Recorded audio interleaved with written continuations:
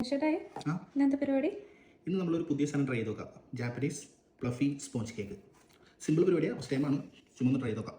അതിന് വേണ്ട സാധനങ്ങൾ എന്ന് വെച്ച് കഴിഞ്ഞാൽ പിന്നെ 5 മുട്ട എടുത്തിട്ടുണ്ട്, പിന്നെ നമ്മുടെ പ്ലെയിൻ ഫ്ലോർ എടുത്തിട്ടുണ്ട്, പിന്നെ കോൺഫ്ലോർ, പിന്നെ മിൽക്ക്, പിന്നെ ആവശ്യത്തിന് പഞ്ചസാര, പിന്നെ ഞാൻ കുറച്ച് വാനില എക്സ്ട്രാക്ട് കൊണ്ട് എടുത്തിട്ടുണ്ട്. ഇതിൽ ഫസ്റ്റ് തന്നെ നമ്മൾ ഈ മുട്ടയുടെ വെള്ളയും ഉണ്ണിയും സെപ്പറേറ്റ് ആക്കണം. നമുക്ക് ആ പരിപാടി ഇരിക്കുക, കുറച്ച് ടാസ്ക് ആക്കണം. ഈ എഗ് വൈറ്റും യെല്ലോയും സെപ്പറേറ്റ് ആക്കണം. അതൊരു ഇച്ചിരി ടാസ്ക്കാണ്. എന്നാലും അപ്പോൾ നമ്മൾ എഗ് വൈറ്റും എഗ്ഗിൻ്റെ യെല്ലോയും സെപ്പറേറ്റ് ആക്കിയിട്ടുണ്ട്. ഇനി നമുക്ക് നമ്മുടെ ചീസും അതേപോലെ നമ്മുടെ ബട്ടറും ഒന്ന് മെൽറ്റ് ചെയ്തിരിക്കണം. ഒരു മിനിറ്റ് ഓവനിൽ വെച്ച് ജസ്റ്റ് ഒന്ന് മെൽറ്റ് ചെയ്യട്ടെ. അപ്പോൾ നമ്മുടെ ബട്ടറും ചീസും നമ്മൾ മെൽറ്റ് ചെയ്തിട്ടുണ്ട്. അത് നന്നായിട്ടൊന്ന് മിക്സ് ചെയ്യാം. നന്നായിട്ട് മിക്സ് ചെയ്തിട്ട് അതിലേക്കൊരു കുറച്ച് പാൽ വയ്ക്കാം. നന്നായിട്ട് ഒന്ന് മിക്സ് ചെയ്യാം. മിക്സ് ചെയ്തിട്ട് നമ്മൾ മറ്റേ എഗ്ഗിൻ്റെ യോക്ക് മാറ്റി വെച്ചല്ലേ, അതിലോട്ട് ഈ മിക്സ് വയ്ക്കുക. ജസ്റ്റ് ഒന്ന് നന്നായിട്ട് മിക്സ് ചെയ്യുക. ഇനി നമ്മളിതിലേക്ക് നമ്മുടെ പ്ലെയിൻ ഫ്ലോർ അരിച്ചിടാക്കാം. അതായത് നമ്മുടെ മൈദ ഏകദേശം ഒരു 300 ഗ്രാം 350 ഗ്രാമാണ് ഞാൻ എടുക്കുക. 300 ഗ്രാം എടുക്കുന്നുണ്ട്. നമ്മൾ നന്നായിട്ട് ഇട്ടിട്ട് ഒന്ന് അരിച്ചെടുക്കാം. നമ്മുടെ മിക്സ് ഏകദേശം നല്ല തിക്നെസ്സിലായിട്ടുണ്ട്. ഇനി അതുകൊണ്ട് മാറ്റി വയ്ക്കാം. ഇനി നമ്മുടെ എഗ് വൈറ്റ് നമുക്ക് നന്നായിട്ട് ഒന്ന് അടിച്ച് പതപ്പിച്ചെടുക്കണം. അതിനാണ് മെഷീൻ ഉപയോഗിക്കണേ.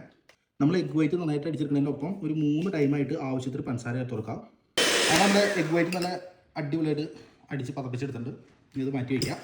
ഇപ്പോൾ നമ്മൾ മിക്സും നമ്മൾ എഗ് വൈറ്റ് മിക്സ് ചെയ്തതും കൂടി ഒരുമിച്ചാക്കിയിട്ടുണ്ട്. അതിലേക്ക് ഞാനൊരു തുള്ളി വാനില എക്സ്ട്രാക്റ്റ് ചേർക്കുന്നുണ്ട്, ഒരു ഫ്ലേവറിന് വേണ്ടിയിട്ട്. ചിലർ ഓറഞ്ച് ചേർക്കാറുണ്ട്, ഞാൻ വാനില ചേർക്കണം. അപ്പോൾ നമ്മുടെ ബാറ്റർ സെറ്റായിട്ടുണ്ട്. ഇനി നമുക്കത് കേക്ക് ഉണ്ടാക്കുന്ന ട്രൈയിലേക്ക് മാറ്റാം. അതിന് മുമ്പ് ഒരു 10-15 മിനിറ്റ് ഇത് റെസ്റ്റ് ചെയ്യാൻ വെച്ചേക്കാം. ഇനി ജസ്റ്റ് ഒരു സ്കെയിൽ എന്തെങ്കിലും ഒരു കോലോ അല്ലെങ്കിൽ നമ്മുടെ ഫോർക്കോ വെച്ചിട്ട് അതിൻ്റെ എയറൊന്ന് കളയാം, കാരണം എയറുണ്ടാവും. ഓക്കെ, ഇനി നമ്മുടെ ജാപ്പനീസ് ഫ്ലഫി സ്പോഞ്ച് കേക്ക് നമുക്ക് ഓവനിൽ വയ്ക്കാൻ റെഡി ആയിട്ടുണ്ട്.